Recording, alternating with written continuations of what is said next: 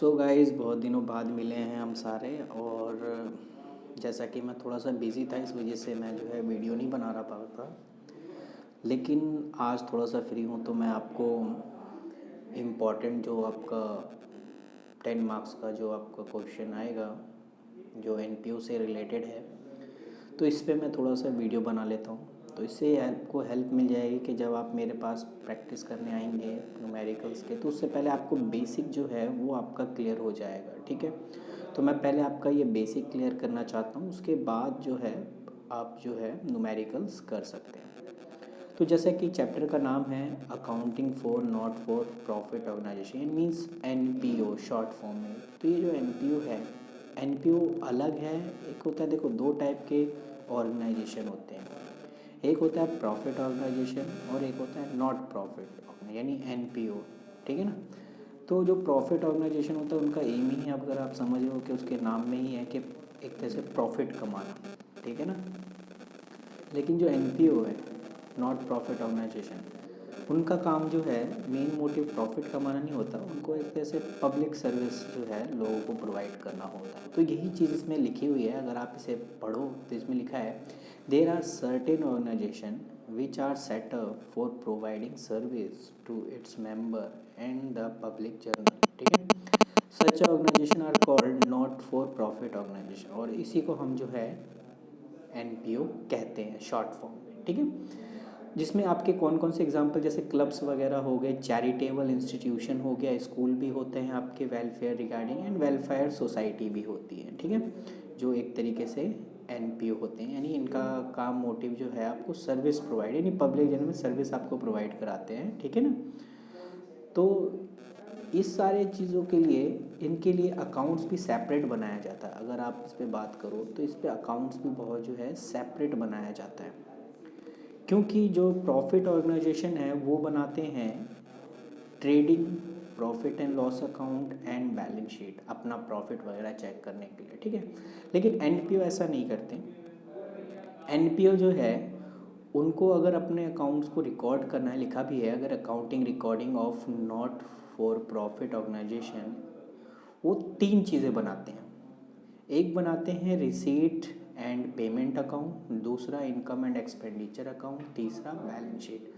तो सबसे पहले आप ये जो है वीडियो पॉज करके जो है आप ये तीनों नोट कर लीजिए साथ साथ, क्योंकि ये जो है इम्पॉर्टेंट है। आपको मैं जो भी इसमें हाईलाइटेड है ना डार्क, उसको ज़रूर आपने नोट करना है कॉपी में, ताकि ये जो एमसीक्यूज़ क्वेश्चन आपसे पूछेंगे तो ऑब्वियसली आप उसका जवाब जो है बहुत ईजिली दे पाएंगे। ठीक है ना। तो इसलिए आपको जो है ये नोट करना है। तो नोट कहाँ से करना है, तो पहला यहाँ से नोट करना है कि accounting record of not profit organisation, इसे हेडिंग डाल लीजिए। और इसमें आपके तीन चीज़ें बनाने के लिए होती है, receipt and payment account, income and expenditure account, और तीसरा आपका जो होता है वो बैलेंस शीट होता है। ठीक है, अब रिसीट एंड पेमेंट अकाउंट क्या होता है, ये यहाँ से आपका इम्पॉर्टेंट बनता है, क्योंकि एमसीक्यूज में पूछ सकता है कि किसमें लिखा है कि receipt and payment account is a real account which are prepared at the end of accounting year. अब यहाँ पर ये जो मैंने मार्क कर रखा है रियलाइजेशन अकाउंट, तो समझ लेना कि रिसीट एंड पेमेंट अकाउंट एक नंबर में एमसीक्यूज में पूछ सकता है कि receipt and payment account are real, nominal, personal. ठीक है ना।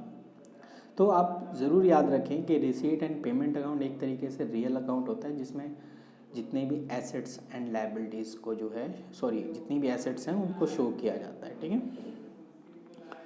ओके। तो which are prepare at the end of the accounting year and summarise all cash receipt and payment, यानी जितनी भी आपका जो है, चाहे वो उसमें कैपिटल और रेवेन्यू, प्रीवियस या करंट या नेक्स्ट ईयर, तीनों के शामिल होते हैं। देखो ये एक ऐसा अकाउंट होता है जिसमें आपको तीन, पिछले साल जो बीत गया, अभी जो हम करेंटली हम बना रहे हैं, और फ्यूचर के लिए। ठीक है ना। अगर मैं आपको एक एग्जांपल दूं, जैसे कि हमारा जो है 2021 चल रहा है, तो हमारा जो इससे प्रीवियस ईयर 2020 और इससे आने वाला जो साल 2022 वो नेक्स्ट ईयर हो गया। ठीक है, तो इसमें जो है आपको डेटा तीनों साल का दिया होता है, प्रीवियस का, करंट का एंड आपका नेक्स्ट ईयर का, ठीक है। और रिसीट एंड पेमेंट अकाउंट में दोनों वैल्यूज़ गिवन होती है, कैपिटल भी और रेवेन्यू भी। तो इस चीज़ को थोड़ा सा ध्यान रखना है कि इसमें जो है दोनों गिवन होते हैं। अब ये बोलोगे कैपिटल क्या होता है, कैपिटल एक्सपेंडिचर क्या होता है, रेवेन्यू क्या होता है, तो इसके बारे में मैंने ऑलरेडी वीडियो बना रखी है, आप वहाँ पे देख सकते हैं। लेकिन फिर भी मैं आपको थोड़ा थोड़ा बता दूँ कि कैपिटल एक्सपेंडिचर का मतलब होता है जब हम कोई फिक्स एसेट वगैरह को परचेज करते हैं तो उसके रिगार्डिंग जो हमारा जो खर्चा आया उसको हम कैपिटल एक्सपेंडिचर कहते हैं। और रेवेन्यू जो है रिकरिंग वाला है, जो हमें बार बार आपको जो है खर्च करना पड़ता है, जैसे आप परचेज करते हो, ठीक है, रेंट वगैरह पे करते हो, ये आपको बार बार पे करना पड़ता है। कैपिटल एक्सपेंडिचर में सिर्फ आप वन टाइम पे करते हैं, ठीक है ना, फॉर इन्वेस्टमेंट के लिए। तो इस चीज़ को आपने ध्यान रखना। ओके, तो जैसे आप रिसीट एंड पेमेंट अकाउंट बनाएंगे तो उसके बाद आपको दूसरा अकाउंट आपको, वैसे रिसीट एंड पेमेंट अकाउंट आपको जो है बना बनाया मिलेगा, ठीक है। ये रिसीट एंड पेमेंट अकाउंट आपको बना बनाया मिलेगा। आपको क्वेश्चन में पूछेगा इनकम एंड एक्सपेंडिचर अकाउंट बताओ, क्योंकि आपका सिलेबस इतना ज़्यादा नहीं है कि आपसे ये बोले कि इनकम एंड एक्सपेंडिचर दिया है और उससे आपसे बोले रिसीट एंड पेमेंट अकाउंट बनाओ, नहीं, ऐसा नहीं बोलेगा वो, ठीक है। आपसे बोलेगा इनकम एंड एक्सपेंडिचर अकाउंट बनाओ और उसमें जो भी एडजस्टमेंट्स दिए होंगे उनको उस तरीके से शो करो, ठीक है। तो income and expenditure account, it is the summary of income and expenditure for the accounting year. यानी इनकम एंड एक्सपेंडिचर अकाउंट वो अकाउंट होता है जिसमें जो है पूरा साल का जितना भी इनकम और खर्चा हुआ उसको दिखाया जाता है, in just like a profit of current year and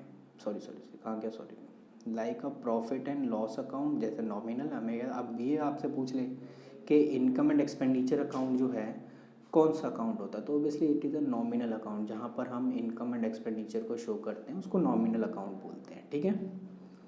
okay, तो ये जो है लिखा है, it's just like a profit and loss account, nominal account, prepare on accrual basis in case of the business organisation, ठीक है। It include only revenue item of current year only and the balance of the repayment surplus and. यानी हम income and expenditure account बनाते हैं ताकि ये देख सके कि उस साल में टोटल कितना खर्चा हुआ और कितना इनकम हुआ। उसी के बिहाफ पे हम ये पता करते हैं कि जो एनपीओ है यानी उस नॉट प्रॉफिट ऑर्गेनाइजेशन, उनको कितना सरप्लस हुआ या कितना उनके में डेफिसिट हुआ, ठीक है।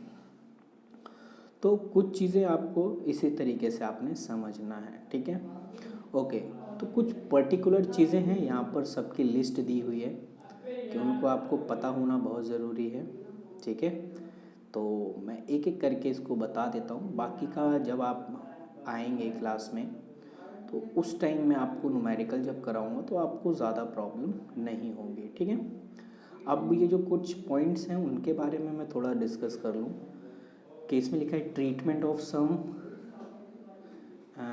कुछ आइटम्स हैं, इंपॉर्टेंट आइटम्स गिवन हैं, इनके बारे में हमें अंडरस्टैंडिंग करना बहुत ज़रूरी है, ताकि जब तक आप इन सब चीज़ों के बारे में नहीं जानेंगे तो आप क्लासीफाई नहीं कर पाएंगे कि ये कैपिटल एक्सपेंडिचर का है या रेवेन्यू एक्सपेंडिचर का। क्योंकि इसकी एक वजह है कि कैपिटल एक्सपेंडिचर से रिलेटेड जो भी ट्रांजैक्शंस होंगी वो बैलेंस शीट में जाएंगी, ठीक है।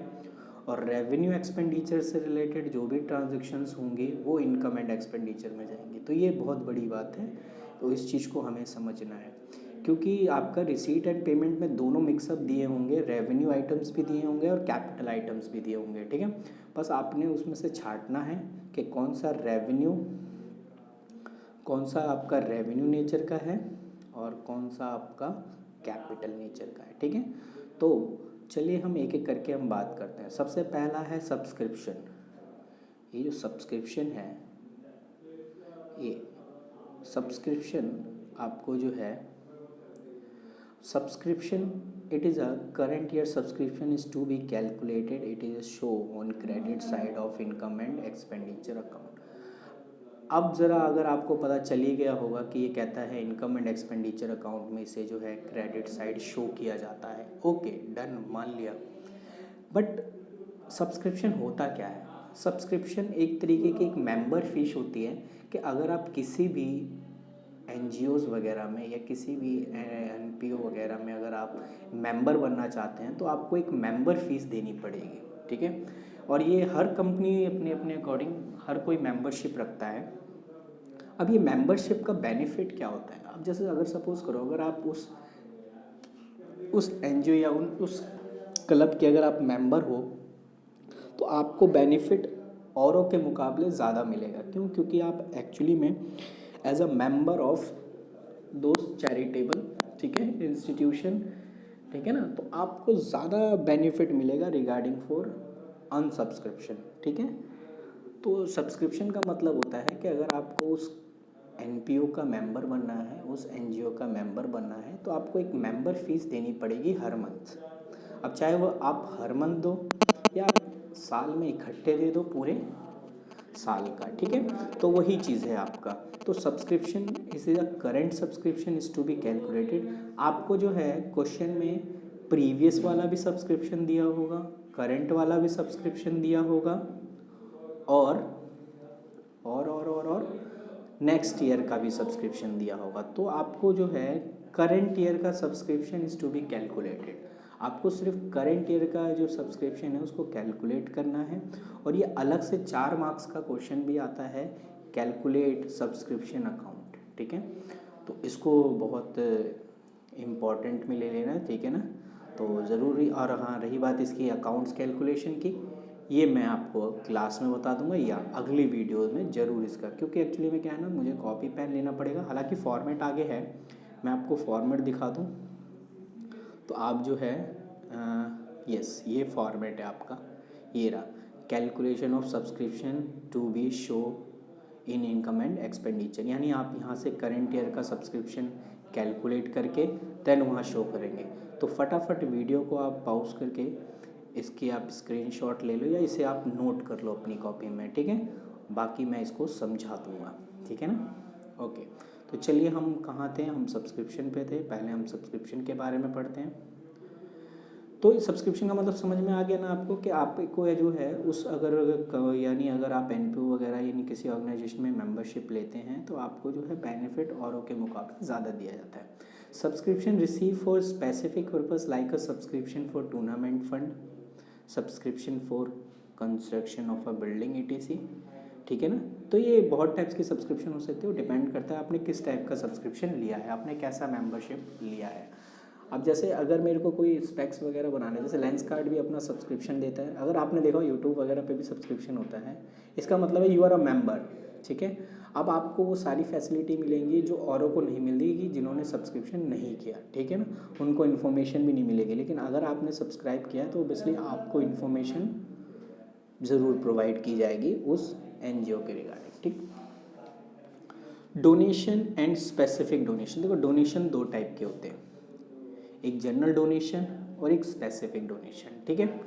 जो डोनेशन स्पेसिफिक होते हैं, ठीक है, जो स्पेसिफिक, ध्यान से सुन लो मैं बताने जा रहा हूँ, जो स्पेसिफिक डोनेशन होते हैं किसी पर्पस के लिए होते हैं, ठीक है। पर्पस मीन्स लाइक जैसे अगर मैंने डोनेशन फॉर बिल्डिंग लिया है तो उसका मतलब है मैं उस डोनेशन का जो खर्च है या उसमें जो भी डोनेशन आया है मैं उसका जो है बिल्डिंग बनाने में ही खर्च करूँगा और कहीं नहीं खर्च कर सकता। तो इसीलिए कहा जाता है जो स्पेसिफिक डोनेशन होता है ये कैपिटल नेचर का होता है, और जो भी चीज़ कैपिटल नेचर की होती है उसको हम इनकम एंड एक्सपेंडिचर अकाउंट में शो करते हैं, ठीक है। डन है। ओके, तो मैंने जैसे यहाँ पे लिखा है डोनेशन, तो एक अगर जनरल डोनेशन है, अगर मैं आपको यहाँ मार्क करूँ, ये आपको मैं हाँ हाँ जी, तो मैं ये हाईलाइट कर देता हूँ ताकि आप जो है इसको देख लें। यस, ये मैंने हाईलाइट कर दिया कि general donation can be show on the credit side of income and expenditure. तो जो जनरल डोनेशन क्वेश्चन में मेंशन होगा, अगर सिर्फ डोनेशन दिया है आगे स्पेसिफिक नहीं है तो समझ लेना वो जनरल डोनेशन है, ठीक है।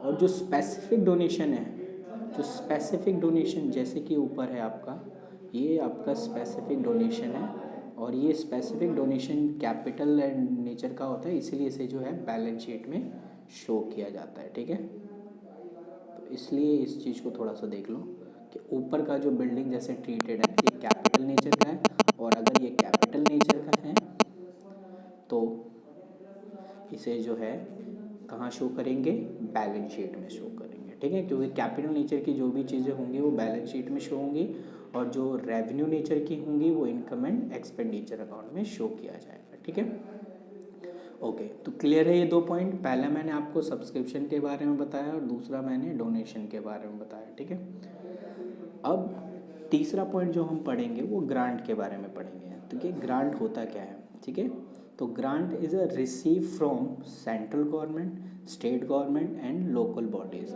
For a day to day expense are treated as a income, but grant for specific purpose like a construction of building and is to be capitalise. मतलब एक तरीके से आपको परमिशन लेनी होगी, ठीक है ना, चाहे आप सेंट्रल गवर्नमेंट से, स्टेट गवर्नमेंट या लोकल बॉडीज़ जो है वहाँ की एमसीडीज़ वगैरह, तो उनसे आप जो है एक तरीके से क्या लेते हो, हाँ, तो इसमें मैंने क्या बोला कि रिसीव फ्रॉम परमिशन एक तरीके की हो गई जिसमें आप जो है सेंट्रल गवर्नमेंट से, स्टेट गवर्नमेंट या लोकल बॉडी से जो है day to day expense as a treated as a income.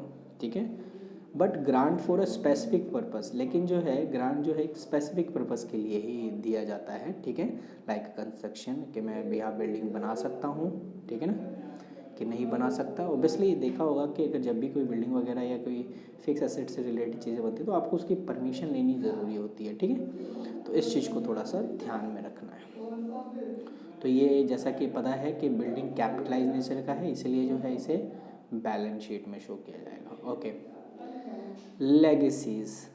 अब ये लेगेसीज क्या होता है? लेगेसीज मतलब it is the amount receive as per the will be, या दे सॉरी हाँ, as per the will of the deceased partner who may or may not specify use of the amount in legacy, यानी it is amount receive as per the will of deceased person.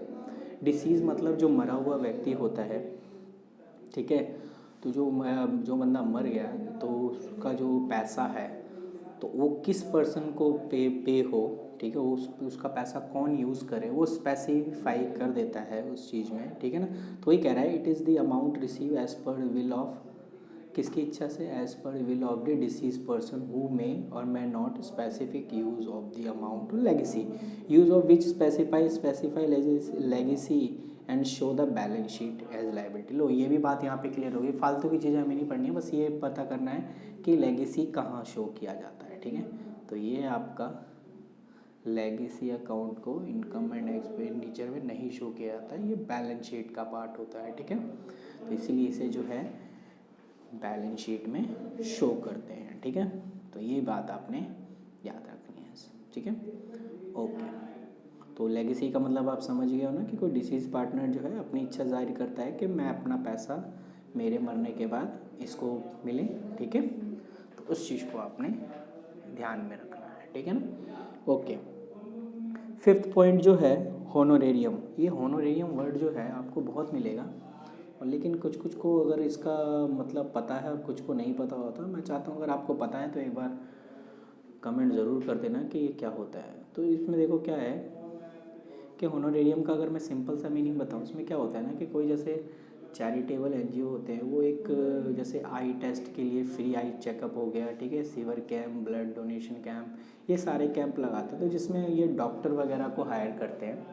अब वो doctor को higher करते हैं, आपको तो free में देख रहे हैं ना वो, लेकिन पैसा तो ऑब्वियसली आपसे नहीं लेंगे, तो किन से लेंगे? उन लोगों से जिन्होंने उन्हें बुलाया है। ठीक है, तो ऑनोरेरियम का मतलब होता है कि आपको तो फ्री सर्विस प्रोवाइड करा रहे हैं, लेकिन जिन्होंने उनको ऑर्गेनाइज़ किया है, यानी जिन्होंने उनको बुलाया है, उनसे वो एक छोटा अमाउंट चार्ज कर लेंगे। ठीक है, तो ये कह रहा है it is the amount paid to the person who is not the regular employ of the institution. ठीक है, यस, उसे बुलाया गया है, स्पेशल एक कैंप वगैरह लगता है उसके रिगार्डिंग। ठीक है, तो कहा गया this is the show on the income and expenditure income. ओहो, अब ये बात आपने याद रखना है कि ऑनोरेरियम कहाँ शो होता है। ठीक है, तो ये इनकम एंड एक्सपेंडिचर अकाउंट में शो किया जाता है। ठीक है, ओके, लो, ये भी आपका क्लियर हो गया।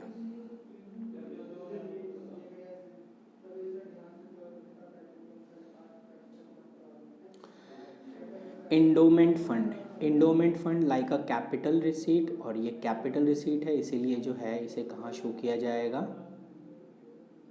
बैलेंस शीट में। ठीक है, ये बस याद रखना कि एंडोमेंट फंड क्या होता है, फंड मीन प्रोवाइड परमानेंट, ठीक है ना। तो ये entrance fees, admission fees, obviously इसमें आपको एक वर्ड है एंट्रेंस फीस है, it is amount of fee collected on admission of the member, it absence of specific information preferable revenue item और it is a treated as a revenue item, ठीक है। तो जो एंट्रेंस फीस है वो एक तरीके से या एडमिशन फ़ीस है कि अगर आपको हमारे ऑर्गेनाइजेशन में ऐड होना है तो आपको एक फ़ी पे करनी पड़ती है। सब्सक्रिप्शन अलग चीज़ है और ये फ़ी अलग है, ठीक है ना। तो आपको फ़ी पे करनी पड़ेगी, तो वो फ़ी जो है एक रेवेन्यू नेचर का है और ये रेवेन्यू नेचर का है तो इसलिए इनकम एंड एक्सपेंडिचर अकाउंट में शो किया जाएगा, ठीक है। ओके, अब ये है लाइफ मेंबरशिप फीस, ये लाइफ मेंबरशिप फ़ी। अब ये जो लाइफ मेंबरशिप फीस है इसका मतलब क्या है, इसका मतलब ये है कि आप एक tरीके से एक लमसम अमाउंट पे करें, यानी it is the lump sum amount receive from certain member toward life membership instead of annual subscription. समझ में आ गया, यानी आप सब्सक्रिप्शन अगर एनुअली साल का इकट्ठे कर लेते हैं तो हम उसको कहते हैं लाइफ मेंबरशिप फ़ी, ठीक है। ओके, साल का आपने इकट्ठे ही पैसा आपने पे कर दिया एज अ मेंबरशिप का, क्लियर। ओके, और लास्ट है आपका special purpose fund. Special purpose fund मैंने अभी बताया कि एक स्पेशल काम के लिए होता है, जैसे टूर्नामेंट फंड है, टूर्नामेंट कराने के लिए होता है। चैरिटेबल फंड है, चैरिटेबल के रिगार्डिंग होता है। प्राइज़ फंड है, जो प्राइज़ डिस्ट्रीब्यूशन के लिए जो कितना खर्चा है उसके लिए फ़ंड बनाया जाता है, ठीक है ना। एंडोमेंट फंड जो है, एंडोमेंट फंड के रिगार्डिंग। तो इफ़ दे आर एक्सपेंस या income related to fund it added back will be deduct, यानी हम क्या करते हैं इसमें ही प्लस माइनस करते हैं। जैसे सपोज करो फंड, अगर टूर्नामेंट का फंड आता है तो हम एक फ़ंड का बना के उसमें जो भी पैसा रिसीव हो रहा है हम उसमें अमाउंट डालते रहेंगे, उसमें से जितना आपने खर्च किया और बाकी जो नेट बचा वो हम एंड में उसे शो कर देंगे, ठीक है। तो ये कुछ थ्योरिकली पार्ट था जिनको मुझे आपको समझाना था, ठीक है ना। और जब तक आप ये थ्योरिकली अंडरस्टैंड नहीं करोगे तो आपको ये समझ नहीं आएगा कि एनपीओ एक्चुअली में है क्या, ठीक है। तो मैं बार बार वो कह रहा हूँ कि एनपीओ जो है, एनपीओ एक ऐसा ऑर्गेनाइजेशन है जिसका काम होता है सर्विस प्रोवाइड कराना, ठीक है, और उनका काम प्रॉफिट कमाना नहीं होता, ठीक है ना। ये बात याद रखना कि प्रॉफिट के लिए तो प्रॉफिट ऑर्गेनाइजेशन है और एनपीओ जो है नॉन प्रॉफिट ऑर्गेनाइजेशन है, ठीक है। तो ये कुछ बेसिक थ्योरिकली इन्फॉर्मेशन था जो आपके लिए ज़रूरी भी था।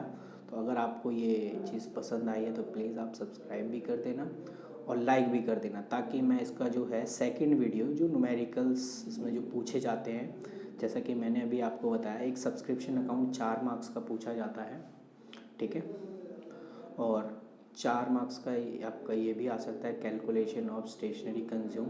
और अगर ये अलग अलग नहीं आया तो जब एक इनकम एंड एक्सपेंडिचर अकाउंट आपसे पूछेगा, ठीक है, इनकम एंड एक्सपेंडिचर अकाउंट पूछेगा तो आप जो है उसमें इसकी हेल्प हो जाएगी, ठीक है। तो आगे की वीडियो जो है वो मैं इससे आगे की चीज़ें बताऊंगा, पहले आप इन सब चीज़ों को ज़रूर कर लें, ठीक है।